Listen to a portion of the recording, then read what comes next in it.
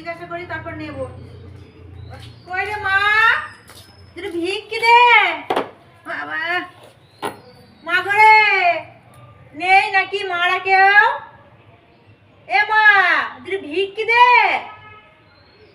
হরে কৃষ্ণ, বাড়িতে কেউ নেই নাকি? কিছু তো উত্তর মতো দিচ্ছে না তো। আজকে ঘুরতে হবে গো। সপ্তাহে যদি একদিন আসি এরম করলে হয় মা? বল তুই বল, দে আমাদের ভিক্ষি দে মা, তুই ভিক্ষি দে। তো বিটাই দরজা তো সপ্তাহে একদিন আসি, তাও তুই যদি এরকম করিস বল তোদের সব ভালো হবে মা। একটু ভিক্ষি দে মা, ভিক্ষি না দিলে এই যে ভিখারিদের কি করে পেট চলবে রে মা, তুই বল। দেখছো গো আজকে হাত জোড়া কত সপ্তাহে দিই, পর সপ্তাহে এসে দেবো।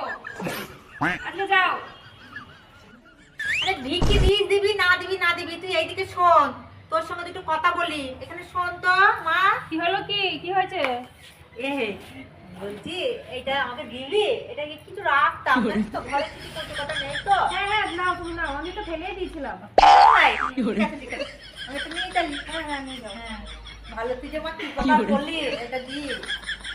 অনেক কিছু রাখার আছে রে, একটু রাখতে পারিনি তাই এটাতে রাখ, বুঝলি তো? তা তা ভিক্ষি দিবি রে? বললাম তো আজকে হাত জোড়া।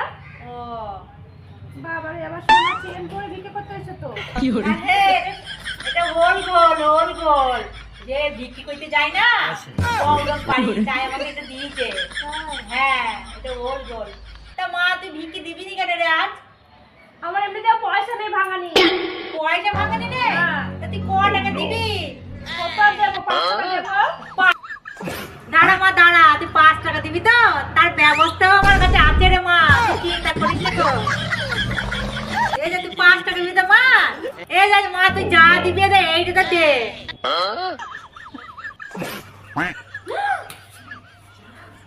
হায় হায় হায়, কি যুগ এলো, কি কান্নাকাটি চলছে।